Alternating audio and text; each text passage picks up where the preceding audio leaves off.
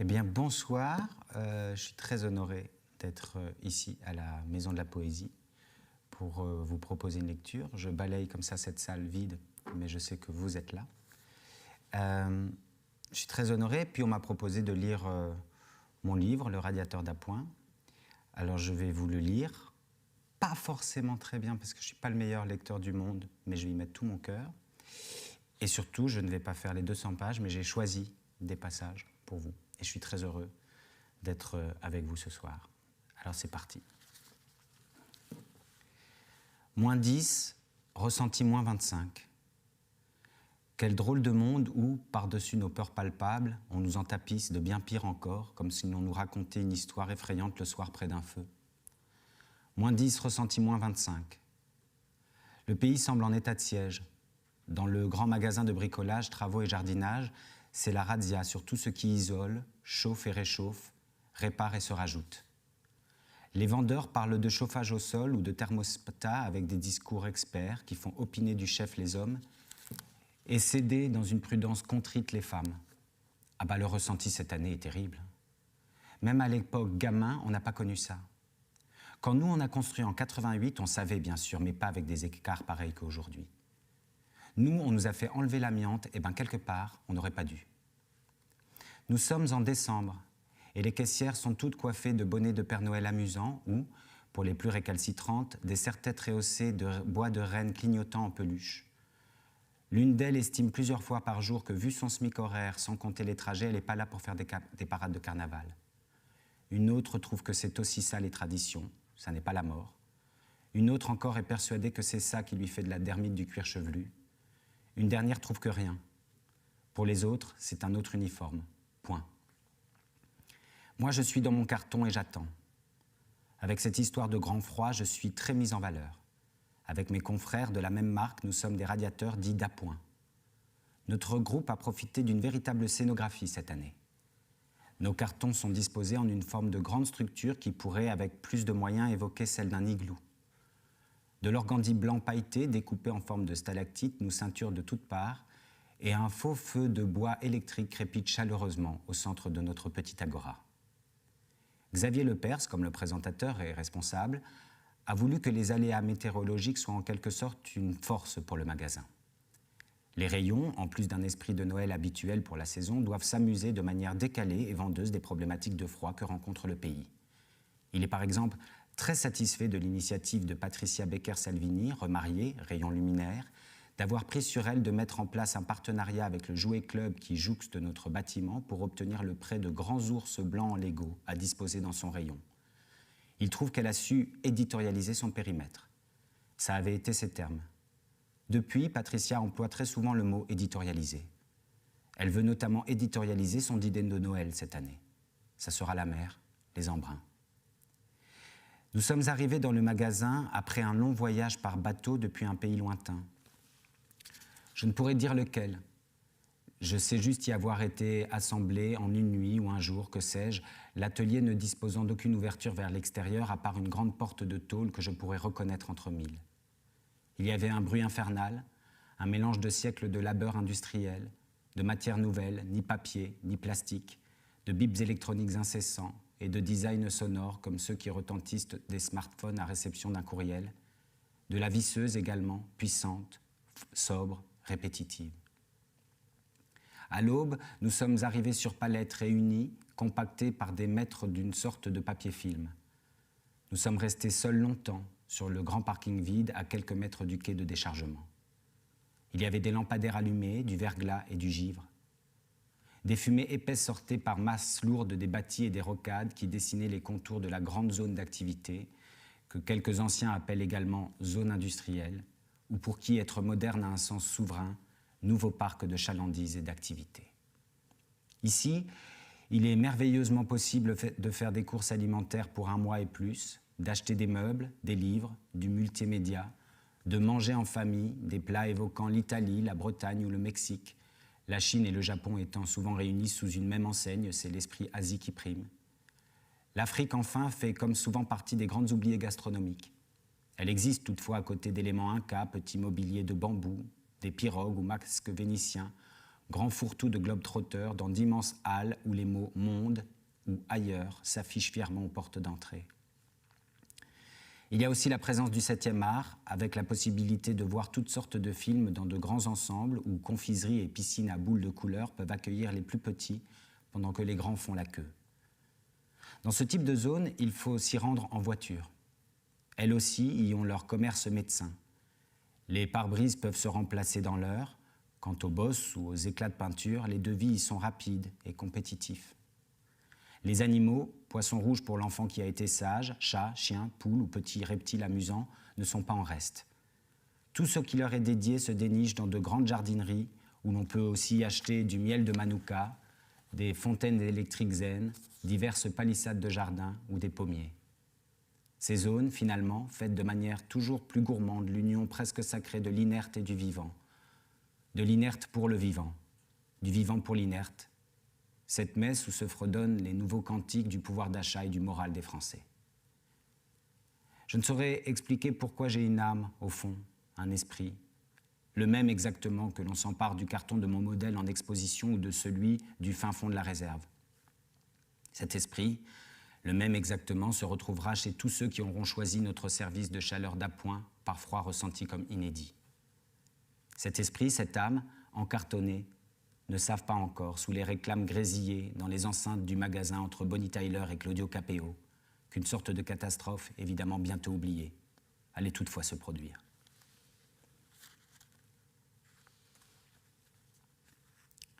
Depuis plusieurs semaines, Xavier n'est pas dans son assiette. Dans le magasin, il pérore, comme si de rien n'était. Il est un commercial d'excellente qualité, il a de l'ancienneté, il a commencé comme magasinier en intérim, maintenant il peut être fier du chemin qu'il a parcouru dans l'entreprise. Aujourd'hui, il est responsable équipe. Il n'y a pas de petites économies de temps. On ne dit pas responsable des équipes, mais responsable équipe. Les mots, même simples, parfois pèsent, retardent, embrouillent. Il en sait quelque chose, lui qui a vécu toute sa scolarité comme un enfermement vain, sourd, éteint. Responsable équipe, sans le D, pour Xavier, cela a du sens, cela va très bien. L'idée que l'action, le mouvement, le geste, le corps, le faire sont la preuve de tout, bonne ou mauvaise, la seule vérité, la garantie de toute chose, de toute sensation, de toute émotion authentique. Xavier aime les formules de séries télé ou d'émissions telles que « Au bout de l'aventure »,« Je dois tout donner »,« Tu le sais au fond de toi », c'est le moment de saisir ta chance. C'est presque lui qui dirige et s'assure du fonctionnement optimal du magasin. On ne lui la fait pas. Il voit et il sait tout. Au sens propre, il a porté, soulevé, apposé, modifié, réformé, étiqueté, liquidé, dépassé, organisé, réorganisé, entré, empilé, validé. La liste est infinie de tous les premiers groupes qui ont façonné les fonctionnalités, les connaissances absolues de Xavier pour le magasin. Xavier est devenu, avec tout ça, un excellent élément. Son engagement sans faille et son endurance lui ont donné une valeur appréciée et digne des verbes du 2e et du 3e groupe. En gagnant des échelons, il a ainsi subi, gravi, conduit, appris, compris, entendu, battu, abattu, cru, admis, saisi, inscrit, accompli, entrepris, vendu. Il est devenu, à force de travail, cette petite classe moyenne dont les contours et les nuances sont, qu'on le veuille ou non, plus importantes en nombre. Il en est certain, en tout cas. Pour autant, il n'a jamais eu honte de son héritage prolétaire, du bleu de son père et du tablier de sa mère. Au contraire, ils ont toujours été le premier chapitre soigné et charnel de son autoroman, le roman des possibles, du « quand on veut, on peut, tout ». Avec le temps, quelques stages et certaines émissions télé qui sont sa passion, il a appris à parler, à exprimer, à ne plus faire de fautes à l'écrit ni à l'oral. Il lui fallait un cadre pour cela, une motivation, un salaire, des commissions. Le magasin les lui l'a offert. Quand il a dit à ses équipes que Patricia avait su éditorialiser son rayon avec ses ours blancs à Lego, certains avaient gloussé. Une autre l'avait comparé avec cynisme à une sorte de Stéphane Plaza du pauvre. C'était une stagiaire assez mignonne, un peu gothique, qui envisageait d'obtenir avec son BTS une équivalence pour attaquer à la rentrée une fac de psycho. Elle avait objectivement une très haute estime d'elle-même, et pour Xavier, elle avait quelque chose de la figure putschiste. Instinctivement, il se méfie d'elle, autant qu'il est attiré par elle. Depuis son divorce et la garde alternée, il dégage à nouveau du temps pour ça, l'attirance, les petites aventures vivifiantes, quelques clubs de striptease, du sexe et rien d'autre. Mais le magasin est un lieu sacré. Pas question d'y faire du zizi. Cette expression qui le fait tellement rire lui vient de Valérie Camusot, une de ses chefs caissières, gouailleuse en diable, gueuleuse de bonne aventure, râleuse devant l'éternel et pudique à crever.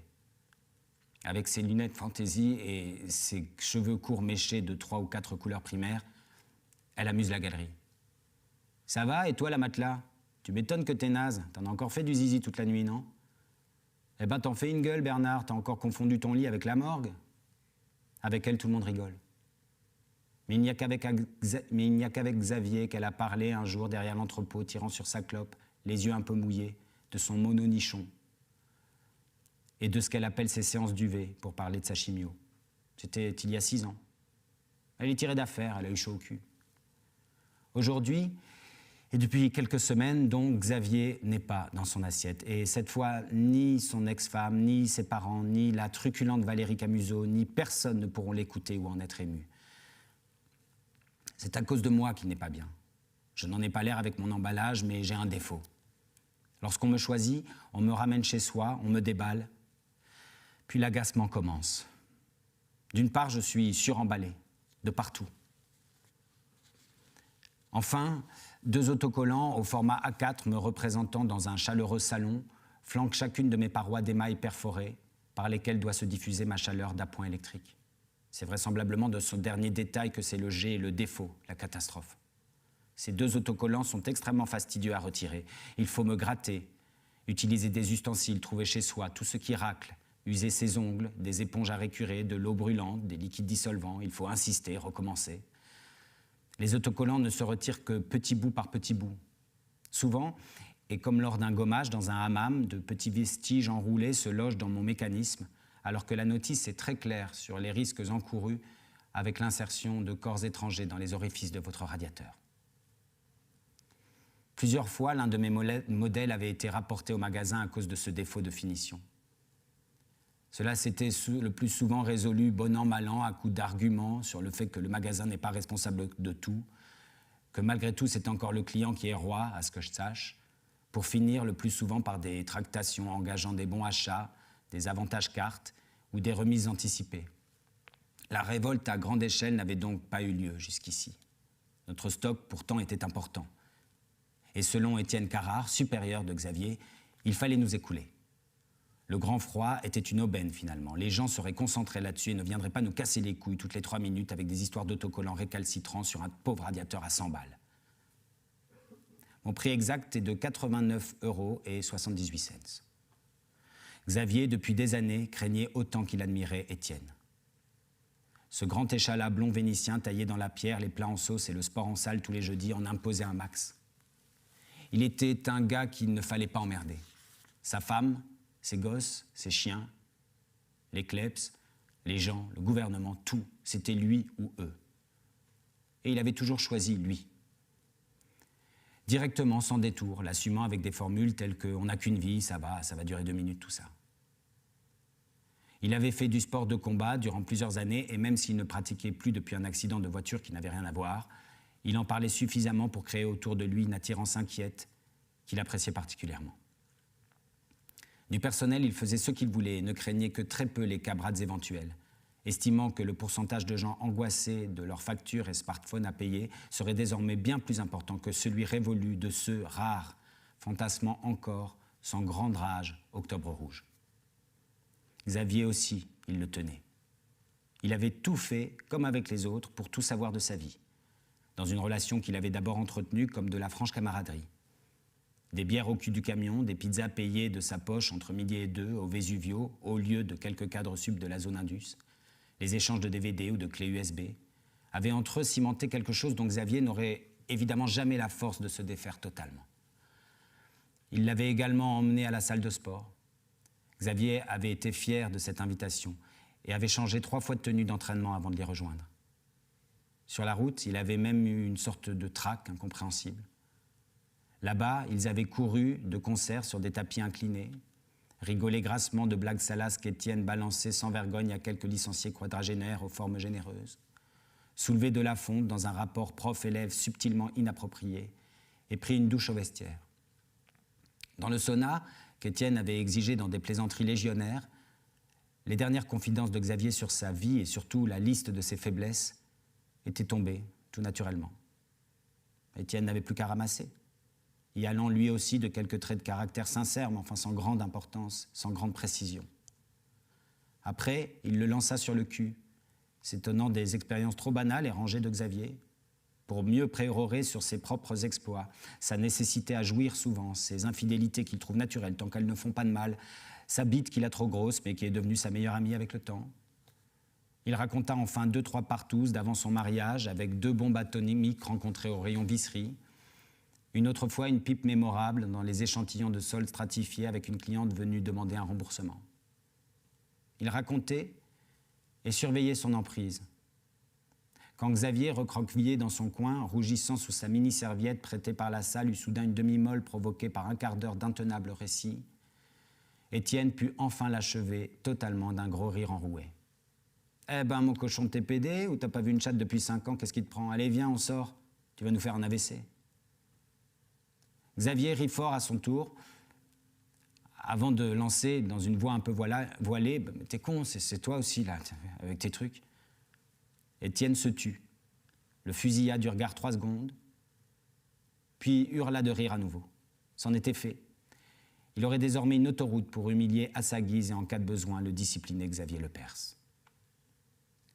Aujourd'hui que Étienne est hospitalisé pour une triple fracture de la cheville, une chute imbécile dans la pente de son garage à cause du verglas, le pied finalement coincé dans la porte automatique dont il avait invalidé le système de sécurité parce que ça l'emmerdait plus qu'autre chose.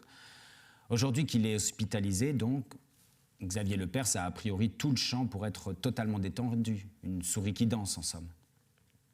Et c'est bizarrement tout le contraire qui s'opère.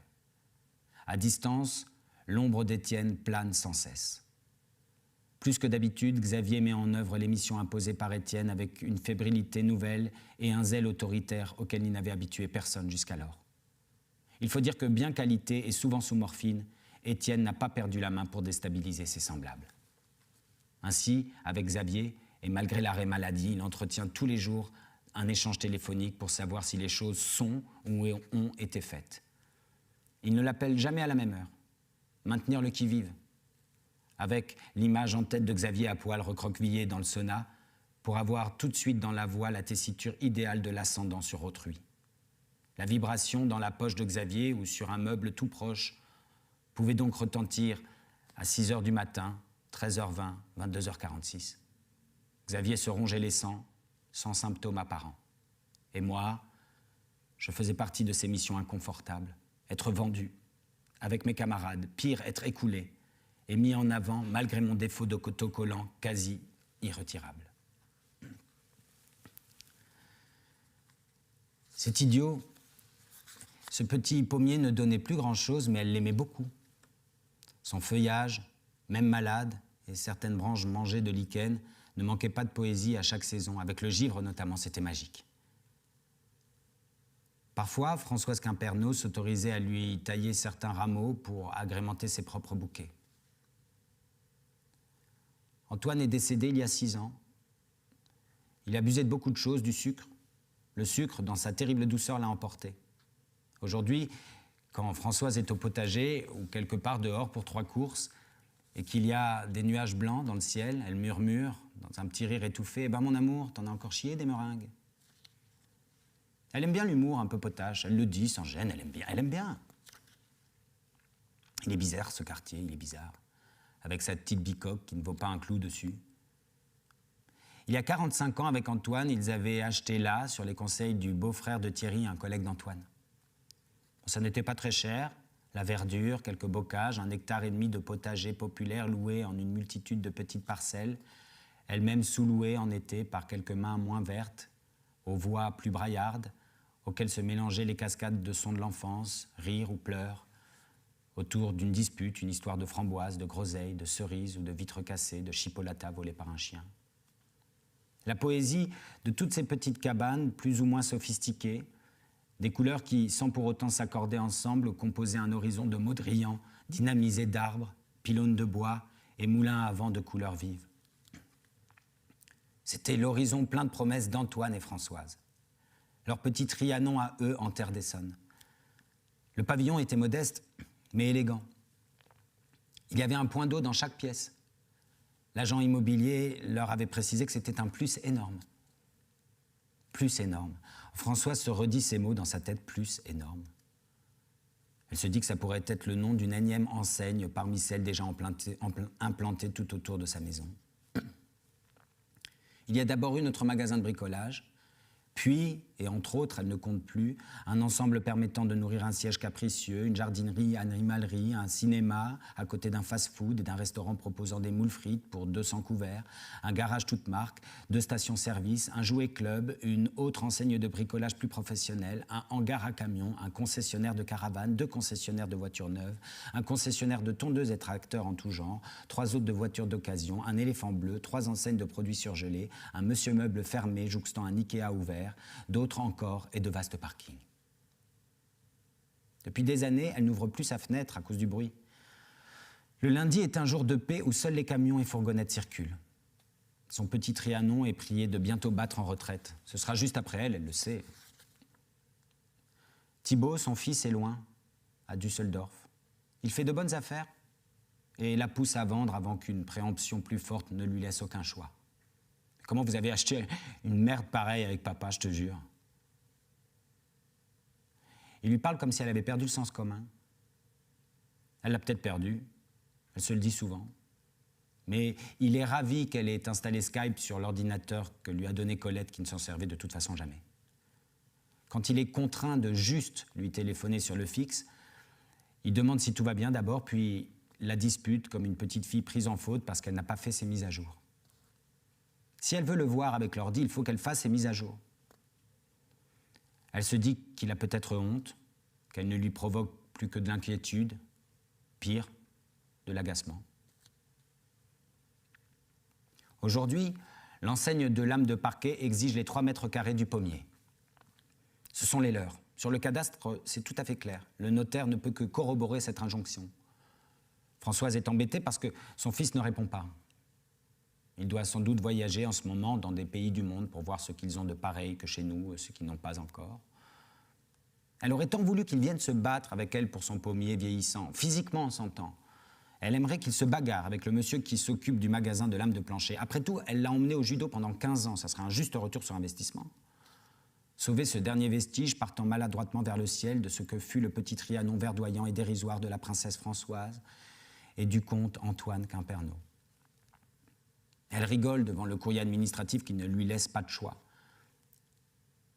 La photo du petit avec le chien dans la piscine gonflable, les lambris mal posés par Antoine, la cuisine impeccable, l'escalier repeint l'année dernière après avoir vu la maison France 5. Et son pommier par la fenêtre.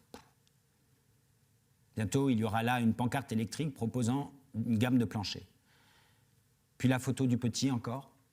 Cette grande nouille diplômée a sans doute été conçue sous ce pommier, si les calculs de François sont exacts.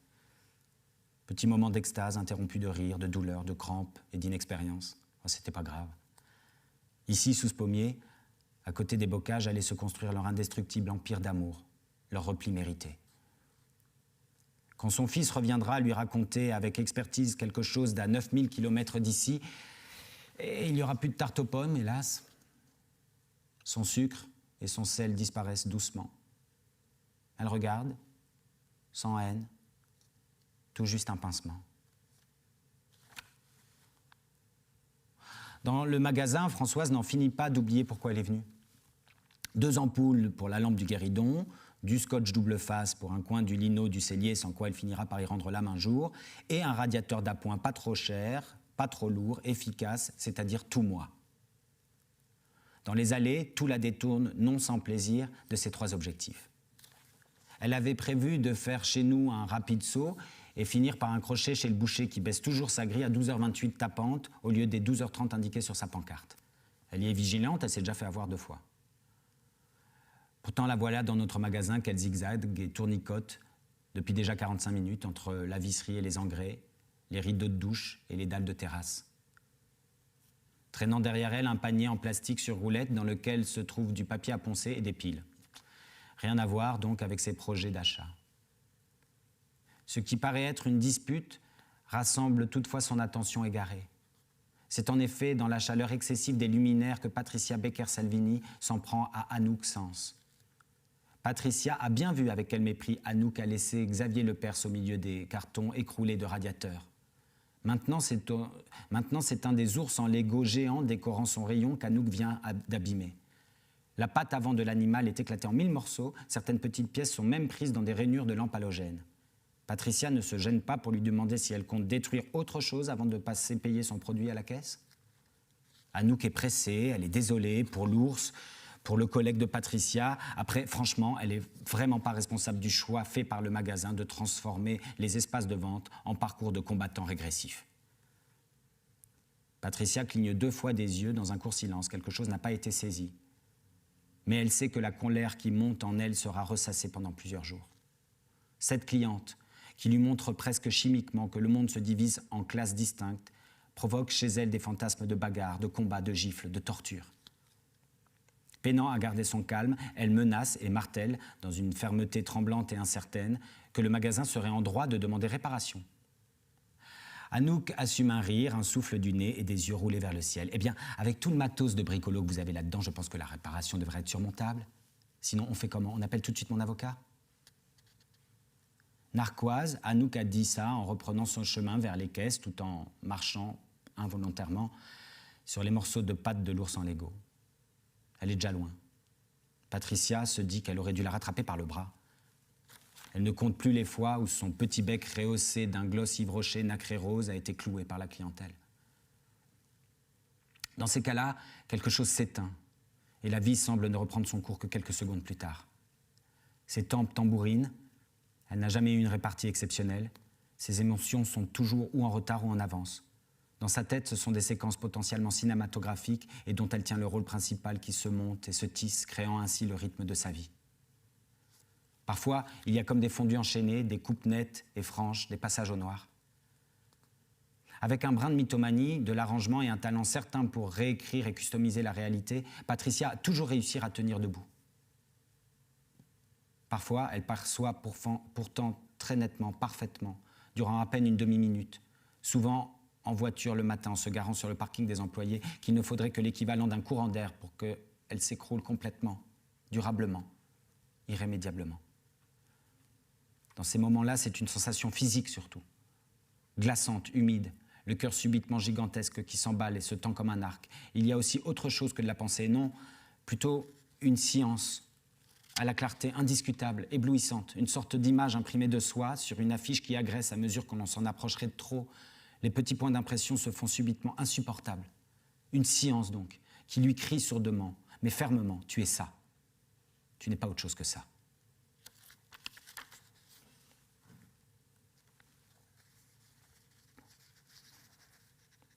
Quand Françoise arrive à la maison, il lui semble qu'elle est encore plus glacée qu'avant de partir. Ça n'est pas sa seule présence, ni celle du chat le plus souvent vissé au rebord de la fenêtre qui arrange les choses. C'est ce qu'elle se dit en jaugeant sa table de salle à manger qui a accueilli parfois jusqu'à 15 personnes, sans compter les gosses qui grignotaient comme au camping un peu partout dans la baraque. Dans la vie, il y a soudain plus grand monde. On parle de se revoir dans 6 semaines, on reporte, on annule une opération, un décès parfois, un empêchement, avec des vacances scolaires par zone. Vous êtes quelque chose de plus compliqué. Vous devenez une organisation à gérer et il y a, avant l'insupportable, 10, 15 ans d'autonomie lente, durant lesquels vous êtes seul le plus souvent. Françoise est philosophe, cela ne la chagrine pas vraiment. Elle s'est toujours envisagée comme une espèce animale ou végétale qui n'échappe pas aux règles du temps, à son œuvre. Tu parles d'une œuvre, la tronche de l'œuvre, mon chat, ricane-t-elle dans le couloir en retirant ses 6000 couches de vêtements. Après avoir mangé rapidement, elle me déballe devant un jeu télé présenté par Jean-Luc Reichmann qui devrait, selon elle, faire quand même quelque chose pour sa tache de vin sur le nez. Elle ne s'attendait pas à devoir dépioter autant de choses dans mon carton, encore moins à monter des roulettes avec un tournevis qu'elle n'a pas. Cela se fait tant bien que mal avec l'économe à pommes de terre. Une fois tous mes déchets remisés dans la chaufferie qui ne chauffe plus que l'eau de la maison, et après 1 heure de montage, Françoise me branche et me met sur 6. Je ne tarde pas à être très chaud. Je fais mon travail rapidement.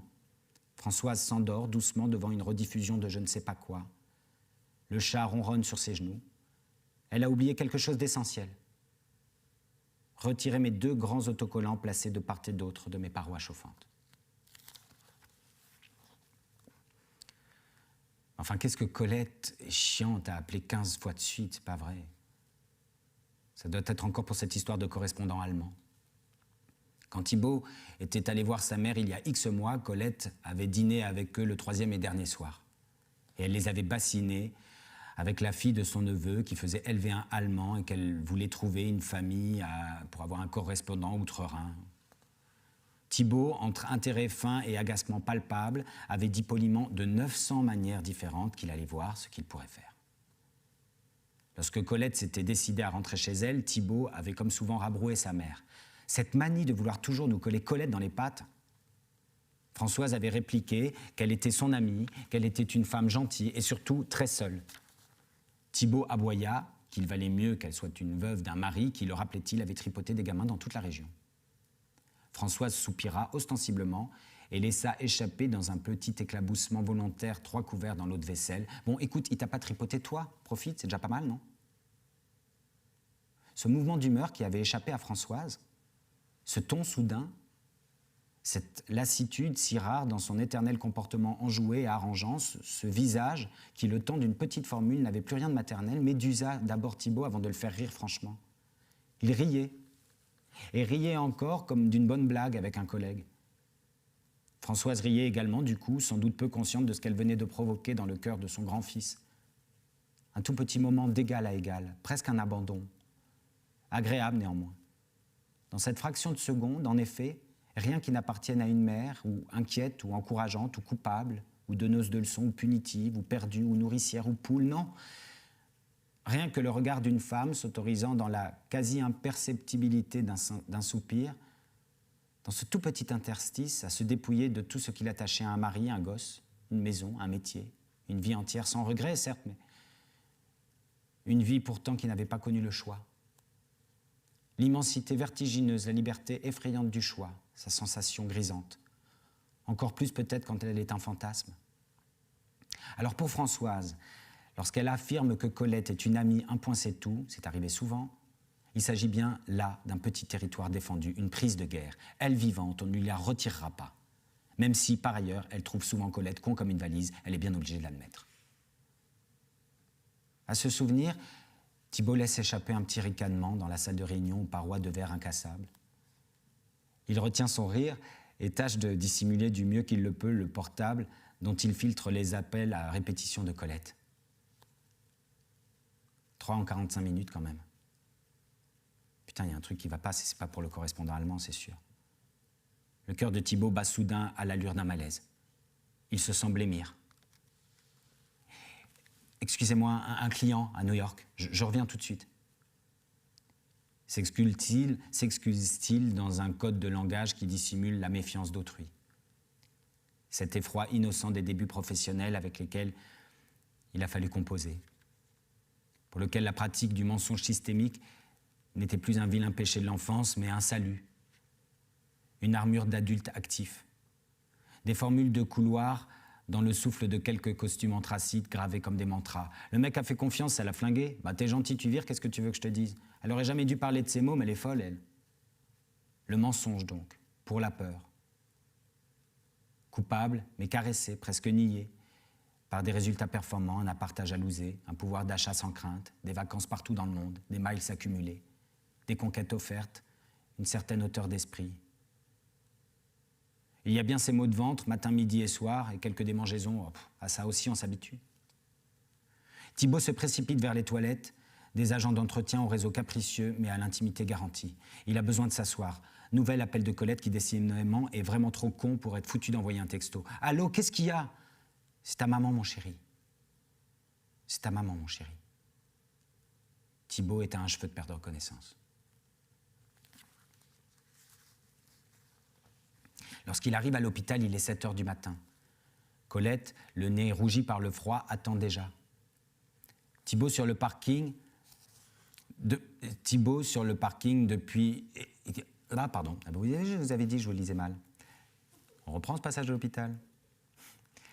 Lorsqu'il arrive à l'hôpital, il est 7 heures du matin. Colette, le nez rougi par le froid, attend déjà Thibault sur le parking depuis une demi-heure. Elle lui fait de grands signes de la main lorsqu'elle repère la voiture. Il lui répond alors par des appels de phare. Colette, qui est toujours sûre de gêner, se pousse alors machinalement d'1 mètre. Le parking pourtant est quasi vide. Toute sa vie, cette femme a dû parcourir autant de distance à se pousser, se décaler, changer de place, se mettre là, c'est pas grave, qu'en déplacement nécessaire. T'allais te retirer, mon chéri, t'as pas bien dormi? Bah non, grande Thibault en tirant sur sa cigarette. Bah je te ferai un bon café tout à l'heure. Écoute, je sais pas, oui, on verra. Oui, non, t'inquiète pas, on verra, on verra. Ça y est, c'est parti, elle va tout répéter comme un ménate. Colette ne peut s'en empêcher. Il lui arrive également de finir les phrases de son interlocuteur, ne serait-ce que d'une syllabe. Elle ne respire pas beaucoup, semble devoir se glisser dans des trous de souris pour avoir la parole, si bien qu'elle ne la prend jamais vraiment, elle complète.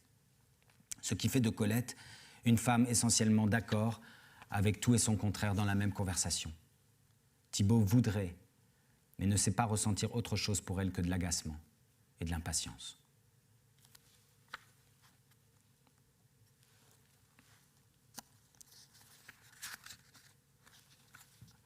Alia prend tous les jours 2 bus pour se rendre à notre magasin et attaquer son service à la caisse.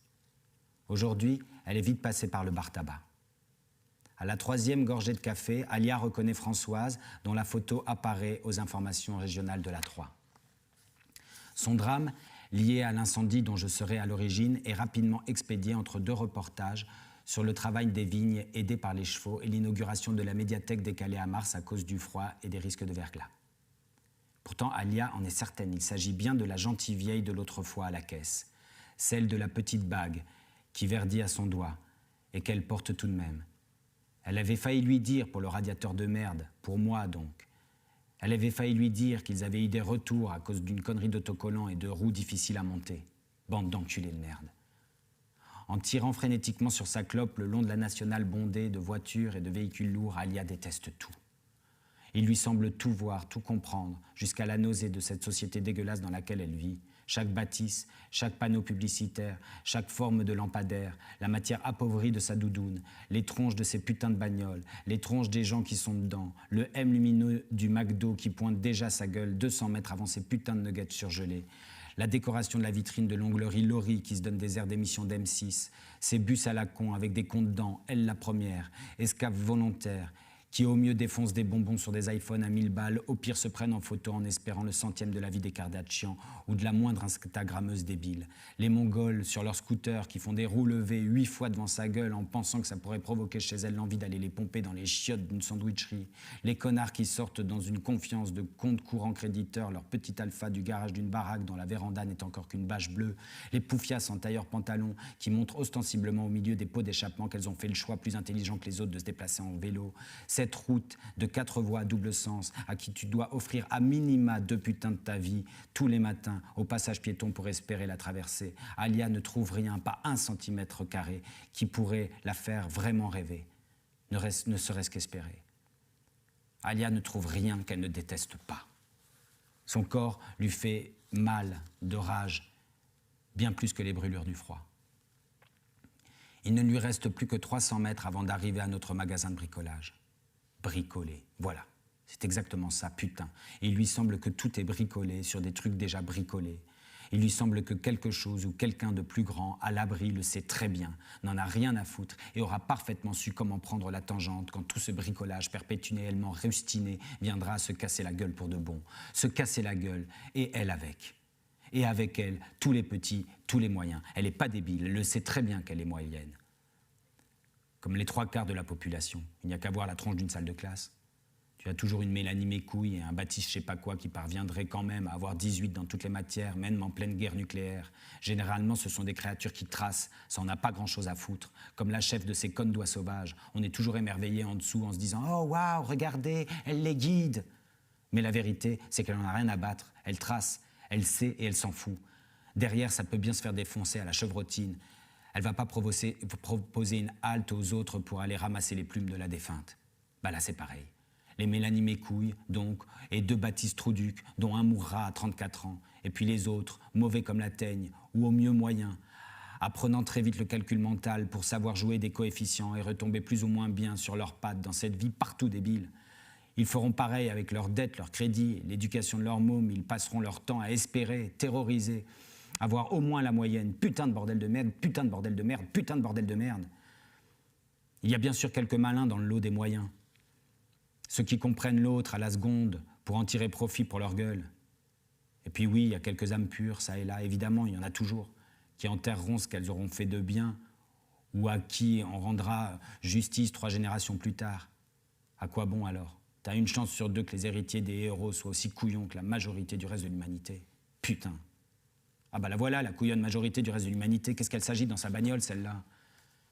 Patricia Becker-Salvini suffoque en effet, comme souvent dans sa voiture, garée sur le parking des employés. Mais aujourd'hui, cela paraît plus difficile encore à contrôler. Il y a même de la buée sur le pare-brise du véhicule. Soudain, tout le plat de sa main s'imprime dans un bruit sourd sur la vitre du passager. La vache, mais qu'est-ce qu'elle nous fout, cette conne ? Alia se précipite pour ouvrir la portière. Patricia lui fond littéralement dans les bras. Elle hyperventile et tremble de toute sa chair. Ses dents claquent à une vitesse inouïe. Son front perle d'une sueur glacée. Elle semble perdue, noyée, paniquée de tout ce qui entoure son corps, sa peau, son esprit.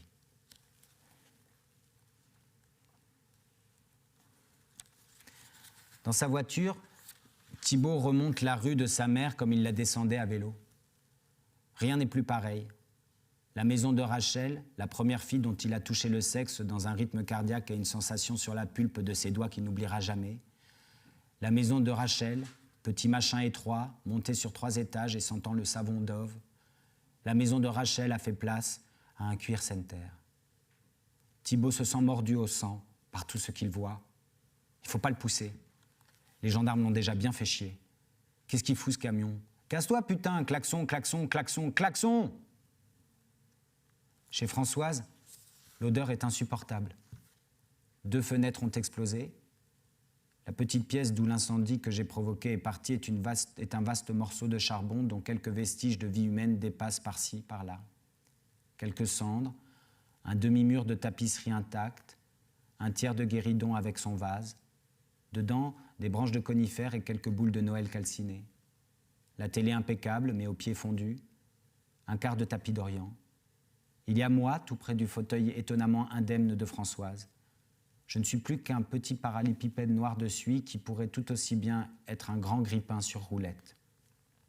L'eau et la mousse projetées par le matériel des pompiers ont givré. Il y a aussi des plaques de verglas directement sur le sol. Thibault a presque le vertige, il ne peut retenir et dégobille tout son petit déjeuner sur mes parois noircies. Il titube, pleure un peu, tousse plusieurs fois et reprend doucement ses esprits lorsque son regard est attiré dehors par le monticule de gravats qui ont remplacé le pommier de ses parents. La parodie de clôture qui dégrève d'une poignée de mètres carrés le terrain de Françoise, la pancarte avec les promotions de lames de plancher, la chaussure de chantier surgelée dans ce merdier, tout atteint subitement Thibault au-delà du supportable.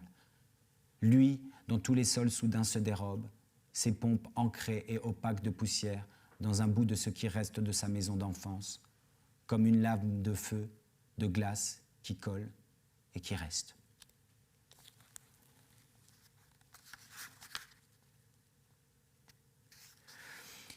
Le restaurant de sushi dans lequel Valérie Camusot, Patricia et Alia ont rendez-vous est encore bien vide. Une petite fille d'origine chinoise fait ses devoirs de SVT tout en traduisant à sa mère ce qui est inscrit sur son livre d'école. Elle est un petit professeur studieux et bienveillant. Les deux parlent tout doucement. Parfois, la maman dit quelque chose, plaisante, et la petite fille roule les yeux vers le ciel comme si sa mère avait dit une grosse sottise. Après une explication franco-chinoise de la petite faisant franchement rire la mère, celle-ci se lève, imite le petit chat en plastique doré qui agite sa patte dans un rythme de pile moribonde, passe la main dans les cheveux de sa fillette qui rigole en retour et se dirige vers la table où Valérie Camusot est déjà installée depuis 11 minutes. La mère lui tend un menu. Valérie répond qu'elle va attendre encore un peu, si ça ne la dérange pas, ses copines ne vont pas tarder. Impuissante, la maman se retourne vers sa fille qui lui traduit la réponse de Valérie sans lever le nez de son livre de SVT. Les deux femmes échangent un sourire international en opinant du chef et Valérie se retrouve à nouveau seule à sa table. Le type qui confectionne des sushis porte une tenue évoquant un kimono, une charlotte hygiénique sur la tête et semble pakistanais. Son assistante, dans cette pratique culinaire du soleil levant, est en stage 2e année en hôtellerie-restauration. Elle a de longs cheveux châtains tressés et n'est pas d'une samouraï rapidité. Les sauces soja de la table de Valérie sont posées sur une sorte de set de table carré en paille tressée, sur lequel est discrètement pyrogravé « Artisan d'Ajaccio ». Valérie commence à gigoter sur sa chaise. Mais qu'est-ce qu'elles foutent toutes les deux? Qu'est-ce qu'elles foutent? Sa pause est courte, elle aimerait pouvoir avoir bouffé quand même. C'est amusant, mais les mauvaises nouvelles ne lui ont jamais coupé l'appétit. Elle continue à alimenter ce corps qui lui joue des sales coups depuis des années. Elle continue à être loyale avec lui. Alors que vraiment, on ne peut pas parler de réciprocité. Si c'est pour les clopes qu'elle fume depuis l'âge de 13 ans qu'il s'est mis à déconner, c'est vraiment pas sympa. Enfin, qu'y avait-il à faire dans ce trou à part fumer et boire des coups avec les copains des heures durant, assis sur les marches de l'ancienne laiterie désaffectée? Les garçons faisaient des dérapages en scooter et mobilette, les filles poussaient des petits cris « Putain, mais t'es con !» Le couple le moins moche se roulait des galoches jusqu'à l'irritation et elle faisait déjà rire la galerie avec ses expressions fleuries. Dans ce jeu de rôle adolescent, elle avait choisi le masque outsider du bon copain avec des seins. Elle était celle que l'on aborde sans filtre et donnait l'impression de ne pas en avoir non plus. Cette posture lui offrait un avantage certain sur les autres filles, celui de connaître les garçons vraiment, totalement, au plus proche. Dans leur mécanique roulée de blagues lourdes aux idées dangereuses, à leurs tremblements imbéciles, vexés et désarmés de jouissances sans contrôle, elle les savait par cœur. Petits félins sales à qui les siècles ont toujours appris à rugir plutôt qu'à gémir. Elle s'était offerte à presque tous, comme un terrain d'entraînement goguenard, singeant parfaitement le détachement affectif total. En définitive, elle ne remarquait même pas vraiment les balles qu'on lui tirait au silencieux et en plein cœur.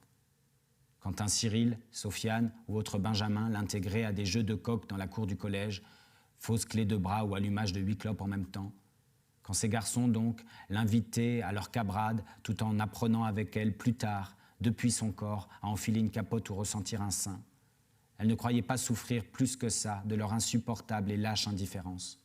Lorsque, à une boum quelconque, ils se mettaient en scène dans des imitations de psychodrames amoureux sur fond de Nirvana, avec des Mélanie, Séverine ou Leïla, assumant sans complexe, larmes, cris, enfermement dans les toilettes, claquage de porte, à tout va.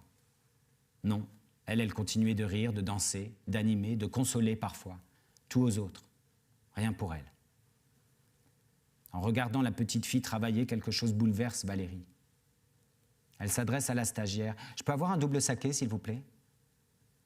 La jeune fille répond par des petits quarts de tour sur elle-même derrière son plexiglas et le Pakistanais lui indique de quoi il s'agit sans interrompre ses opérations poissonnières. Valérie avale son breuvage cul sec. C'est doux, chaud. Si ça peut cramer des saletés, c'est tant mieux. La vache, elle se mettrait bien la tronche à l'envers. Avant les fameux 5 ans sans rechute, elle avait essayé d'économiser pour une éventuelle reconstruction. Elle est un putain de panier percé, aide sa mère depuis des années qui vit à Grenoble et éponge souvent les conneries de son frangin dont le cerveau n'est plus qu'une grande masse de THC depuis cette conne de Pauline au bahut. Et puis pour l'organisation du divorce à l'époque, elle peut dire que Michael lui a bien mis profond quand même. Déjà, il a eu la garde de Mathéo en attendrissant tout le monde. Il disait préférer pour le bien de Valérie et du petit que le cancer ne devienne pas leur quotidien. Ensuite, la pension qu'elle perçoit de sa part comble à peine les besoins d'une femme qui mangerait 1 jour sur 3 à l'époque du franc. Bon. Ça n'est pas un salaud, c'est déjà ça. Un vrai sympa, à peine lâche, hyper généreux. Il l'avait dans la peau, elle l'avait dans la peau. Il disait pareil à Valérie. « J'étais dans la peau, j'étais dans la peau. » Il avait oublié de préciser que s'y trouvaient également Anna, Capucine, Nadège, Aline, Myriam, Asma, bien d'autres sans prénom, et même son copain Fabrice apparemment. Valérie donne trop sans compter et tout le temps pour réussir à partager ce qui lui appartient vraiment. Sa petite famille, à 3, avec ses 2 bonshommes, le clébard et le chat obèse, c'était son seul et unique petit territoire d'Élisabeth II à elle. Son seul truc suffisamment fort comme le roc et minuscule comme la brise pour qu'on ne puisse lui morceler, en prendre une bouchée, en tirer profit, plaisir dans son dos. Elle se doutait de 2, 3 trucs, et puis un jour, ce con de Michael s'est fait serrer la main dans la culotte assez bêtement. Une sordide histoire de photos sur Messenger. Il avait baissé la garde. C'est d'ailleurs peut-être ce qui avait fait le plus de mal à Valérie, une attention qui s'effrite, même dans la trahison. La tumeur avait déjà commencé son job de conne, un malaise et une douleur comme une aiguille lui téléphonèrent l'inquiétude un soir alors qu'elle était seule devant son ramen et plus belle la vie. Quand Michael avait déjà fait ses valises et qu'il avait pris Mathéo en avance pour le week-end. Petit bonhomme, va. Adorable, gentil, rigolo, et lent à l'école. Petit bonhomme pour qui Valérie échangerait bien tout son cerveau contre celui d'une autre mère, même débile, tant le sien n'associe les premières années de ce petit qu'à un tsunami médical et affectif, des promesses de balades, de jeux, de ballons, de parcs systématiquement ajournés par le vertige, la nausée permanente et une fatigue insurmontable. Aujourd'hui, avec son petit smartphone premier prix réclamé à corps et à cri, il lui arrive de dire à un copain « Attends, il faut que je demande à mon père et à ma mère. » Il parle de Cécile. Sous son nichon d'Amazon, le cœur de Valérie, dans ces cas-là, semble exploser en 1000 morceaux. Mais que faire? Que dire? Elle est super, cette fille, en plus, elle s'occupe bien de lui, il est au chaud, rassuré de cornflakes, de pyjama racheté, quand un mois de temps lui a volé 2 tailles. Par la vitre du resto, Valérie observe confusément la route comme sa propre vie. Les voitures s'arrêtent dehors dans la brume rougie des feux de croisement. Elle redémarre parfois fiévreusement avant que le verre ne s'illumine. Putain, puis alors la vache, ce con de médecin remplaçant, ce matin, lui balançant dans une froideur de givre qu'il ne pense pas judicieux l'idée de partir tout de suite sur une reconstruction mammaire, elle l'aurait bouffé, elle l'aurait bouffé. Elle se réjouissait tellement de pouvoir faire un feu de cheminée avec ses prothèses de travelot, lourdes comme la mort, irritantes comme la peste, chères comme la vie, absurdes comme un déguisement. Merde alors, quel connard, dans sa jurisprudentielle attitude de chiot qui joue au monsieur, faisant sciemment le choix de la glace raisonnable sans émotion parce qu'il aura vaguement pleuré à 26 ans une gonzesse partie en Australie, se jurant alors de ne plus rien ressentir que l'objectivité pour toute chose. Mais pauvre con, si tu savais. T'as pas fini d'en faire des lessives de mouchoirs à foutre sur tout ce que tu vas avoir à vivre. Et puis, sois dentiste à ce moment-là, pas oncologue. Pauvre con. Chier, va, qu'ils aillent se faire mettre. Elle avait pris rendez-vous vendredi prochain, c'est un chirurgien vulgaire et super qui devait lui refaire des meules de guerrière à défoncer les filles du Lido. Elle va maintenir son rendez-vous et c'est très bien comme ça. Ces cellules n'auront qu'à se démerder avec ça. Elles lui ont rien demandé à elle quand elles ont décidé, comme une bagnole à pleine vitesse, de venir s'exploser dans le solide mur de sa vie que personne n'aurait vu à terre. Allez go, tiens, 3e saké. La vache, ça tape quand même ce truc. Ça lui rappelle les fiestas. Quand elle pense qu'elle a passé presque toute sa 2e année de BTS force de vente à 1,8 g, tout en obtenant son permis de conduire et son diplôme, elle se dit que la vie assassine offre tout de même d'improbables miracles. Enfin, qu'est-ce qu'elle fout? Mais qu'est-ce qu'elle fout? Avec Alia et Patricia, elles devaient se retrouver aujourd'hui avant de prendre leurs services respectifs pour s'organiser un peu. Il fallait qu'elles s'entendent sur le discours à tenir concernant les sévères déconvenues que je fais subir à la clientèle. Mes retours magasins sont de plus en plus fréquents. Il devient difficile de compter les réclamations et exaspérations transcrites par mail au service après-vente, ainsi que les colères exprimées, tonitruées parfois, au point d'accueil du magasin. Mes stupides autocollants abrasifs et mes roues sans outils renvoient à ceux qui m'ont choisi quelque chose qui humilie.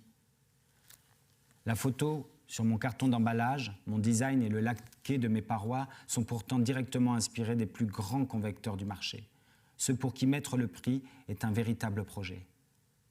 Avec mes atours tricheurs et captivants, j'offre la sensation comme une assiette parfaitement présentée au restaurant que je pourrais jouer dans la même catégorie. Mais évidemment, chacun sait confusément au regard de mon pauvre prix que cela ne peut être le cas. Pour autant, tout ce qui se ressent, quand ma pacotille et mes défauts apparaissent au déballage, a la violence des sentiments graves, le désarroi, l'infériorité, l'incapacité, la honte, la fatigue, la perte, une sorte de frayeur, l'injustice enfin, et bien entendu leurs corrélaires et tragiques ambassadeurs, la fureur et la haine.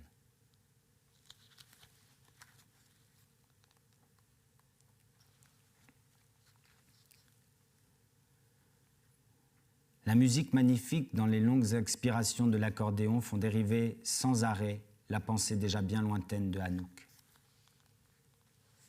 Dans la loge aménagée, dans les combles de son théâtre, Anouk me regarde longuement. Je suis chez elle correctement agencé. Le régisseur avait fait ce qu'il fallait pour mes roues et quelques rares vestiges de colle sali rappellent encore à peine la présence de mes criminels autocollants ailleurs. Il avait pris le temps qu'il fallait pour les retirer. Je chauffe donc sur 4 la pensée hagarde d'Anouk.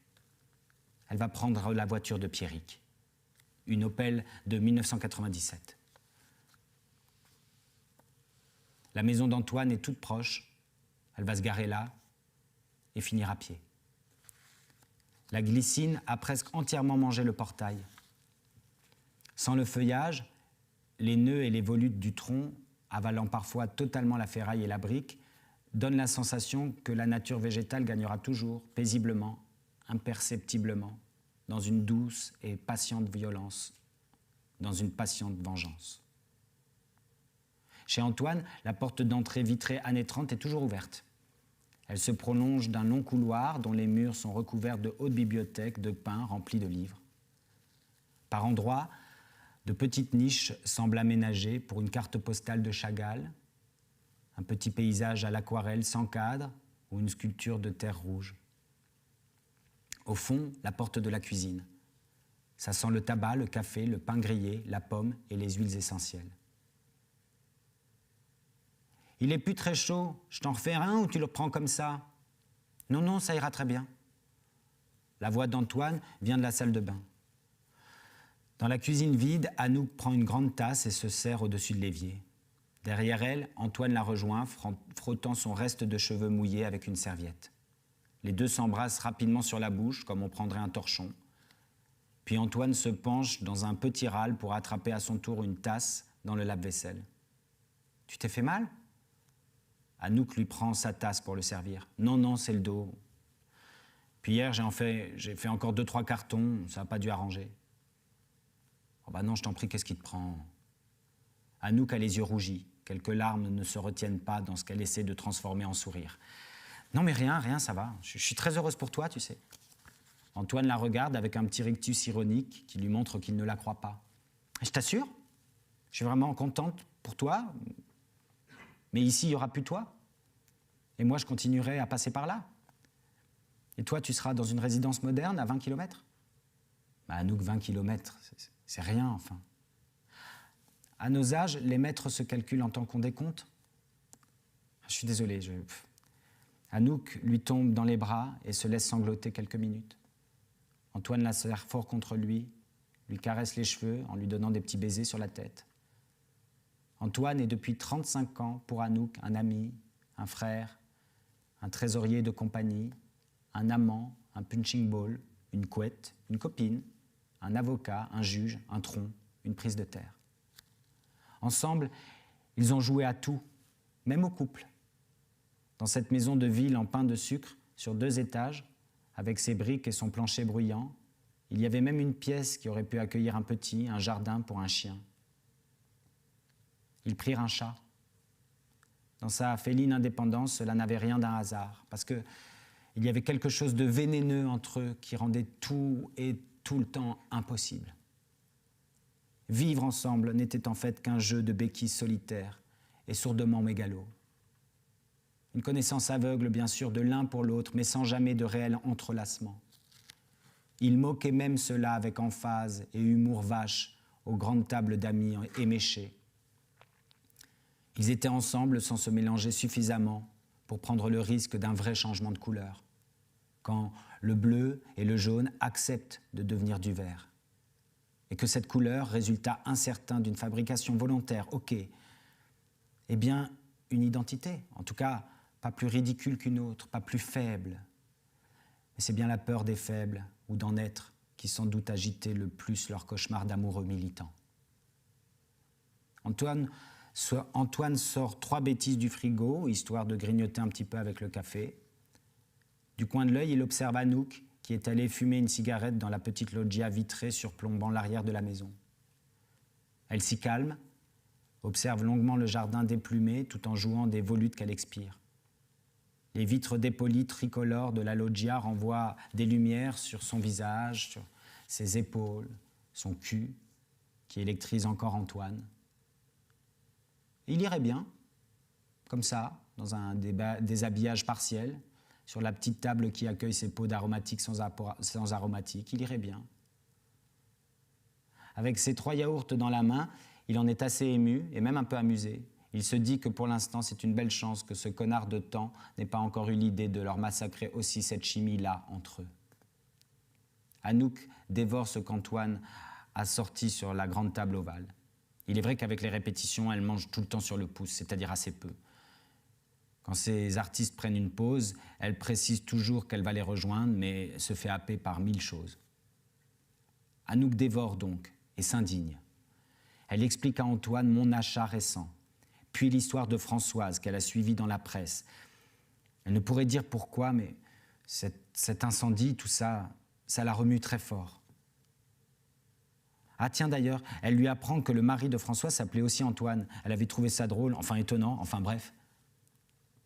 Elle voudrait faire une lettre ouverte et constituer une cagnotte pour la maison de Françoise, ou peut-être pas une cagnotte, mais réfléchir à quelque chose, enfin, ne pas laisser couler cette histoire sans rien faire. Il y a là-dedans pour Anouk quelque chose de symbolique. Elle voudrait voir avec Antoine ce qui est possible de faire avec la compagnie éventuellement. Anouk soliloque, sans relever les molles interventions d'Antoine. Elle est bruyante, résonnante, certaine et parfois vulgaire.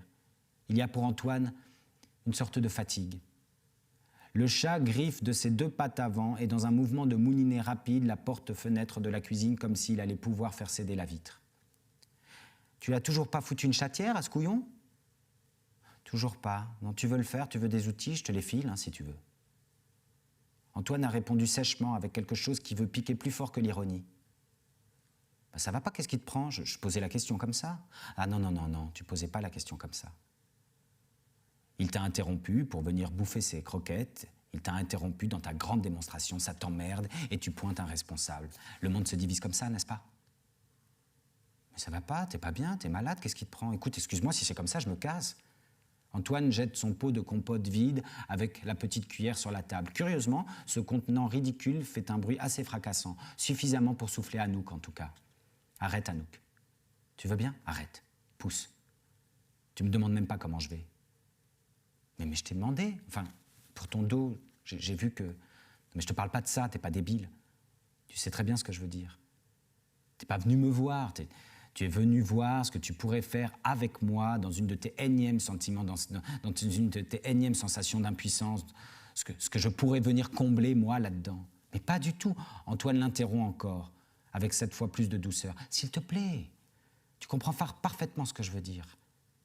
Je suis vieux, je suis fatigué, je veux plus, pas comme ça, j'en ai ras-le-bol de me fantasmer Louise Michel, Octobre Rouge et La Commune toutes les 5 minutes pour ces conneries entre 2 créations. Tu veux juste qu'on parle de toi, de nous à la rigueur. C'est pas grave, on se rassure comme on peut. Mais moi je veux du calme maintenant. Les lions, ça fait ça avec l'âge. Ça finit par se foutre sous un arbre et basta. Ben moi ça y est, j'y suis, j'en ai marre. T'en as pas marre toi ? T'en as pas marre ? Si ? Enfin, non. Enfin, c'est pas la question. T'en as pas marre ? Antoine vient de poser la question une 2e fois, comme dans un chuchotement. Anouk grogne, des espèces de sons qui montrent une incapacité à répondre. Ses yeux brillent et se mouillent soudain d'un millier de petits vaisseaux qui s'écarlatent à vue d'œil. Antoine lui sourit tendrement. C'est dur de renoncer, pas vrai, ma poule ?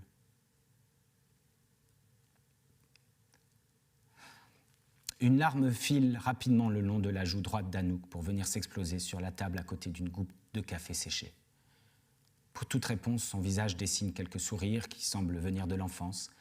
Sa tête tout entière alterne de minuscules mouvements latéraux qui refusent et d'autres verticaux qui opinent, qui cèdent. Antoine se lève, lui file un torchon de cuisine, un peu plus propre que le précédent pour qu'elle s'essuie. Puis il décroche un petit tableau du mur, une œuvre à la craie sèche, une représentation abstraite d'une corrida. Tu vois, je ne sais pas du tout le nom du peintre, tu vois. La signature est indéchiffrable. Mais si je ferme les yeux, les 3 tableaux de ce mec que j'ai à la maison m'apparaissent très nettement. Le silence pèse un peu dans la cuisine. Le chat, dans ses miaulements répétitifs, face au buffet où sont rangées ses croquettes, apporte un concret vital et un peu hitchcockien à la situation. Ça fait un peu marrer Anouk. Fais ton travail, Anouk. C'est tout ce que tu dois faire, crois-moi. Crée des trucs, fais ton travail. C'est rien, et c'est tout. Hein? J'arrive, je vais me chercher un pull. Quand Antoine reviendra, le chat sera nourri, et Anouk sera partie sans dire un mot. Elle lui aura tout de même embarqué son petit tableau à la craie sèche, pour le faire chier un peu, pour le remercier quand même, pour qu'il le récupère un jour, comme un rendez-vous prochain, pour qu'il y ait toujours un lien, sinon de l'amour.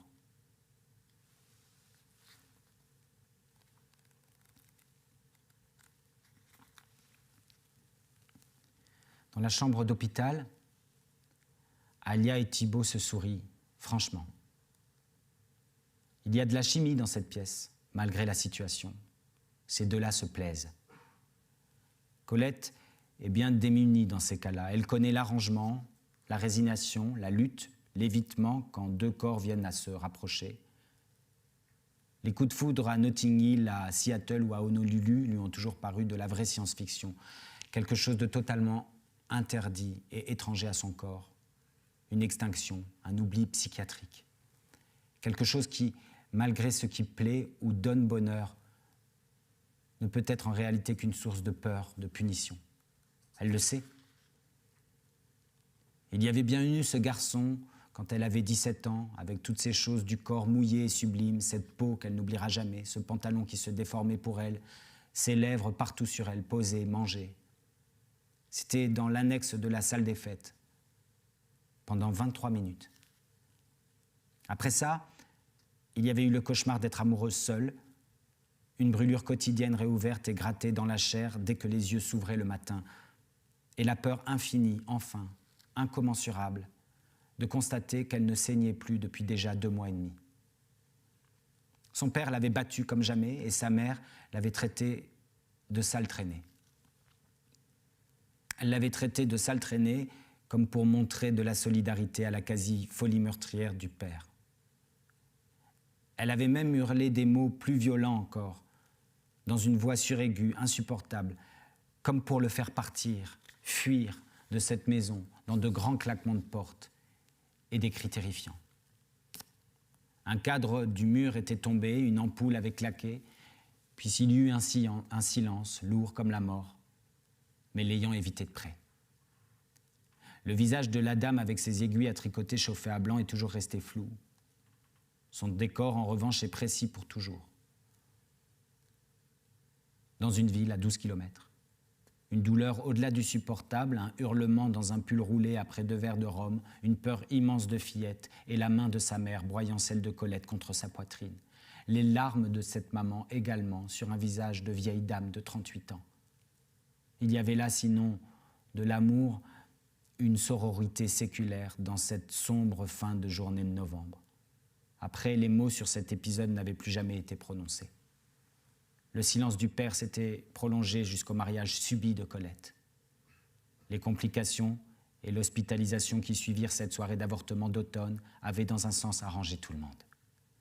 On pourrait désormais raconter un empoisonnement quelconque aux champignons ou une fièvre hémorragique que la petite a fini par combattre miraculeusement dans la foi en Dieu. Elle ne pourrait plus jamais avoir d'enfant. Jamais. Mais elle était vivante, redevenue une sainte, au regard de presque tous. Thibaut dit à Colette qu'il doit encore voir 2-3 choses administratives au service hospitalier et il revient la chercher dans la chambre tout à l'heure, juste après. Colette veut savoir comment il compte s'organiser avant son départ.